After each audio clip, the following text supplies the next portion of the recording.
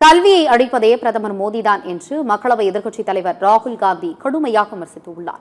இளைஞர்களின் எதிர்காலத்தை அழித்தவர்களை சும்மாவிட மாட்டோம் என கூறிய பிரதமருக்கு பதிலளித்து ராகுல் காந்தி வெளியிட்ட பதிவில், இளைஞர்களின் எதிர்காலத்தை மிக அதிகமாக சீர்குலைத்தவர் பிரதமர் நரேந்திர மோடிதான் என தாக்கியுள்ளார்.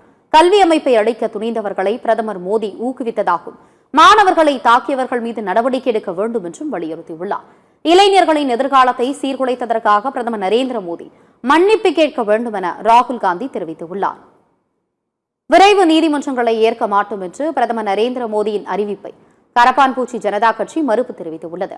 மாணவர்களின் நலனை பாதுகாக்க தொடர் நடவடிக்கை எடுத்து வரும் நிலையில் விரைவு நீதிமன்றம் அமைக்க முடிவு செய்யப்பட்டுள்ளதாக பிரதமர் நரேந்திர மோடி அறிவித்திருந்தார். இதனை ஏற்க மறுத்துள்ள கரப்பான்பூச்சி ஜனதா கட்சி நீட் விவகாரத்தை மத்திய அரசு கையாண்ட விதத்திற்கு எதிர்ப்பு தெரிவித்துள்ளது.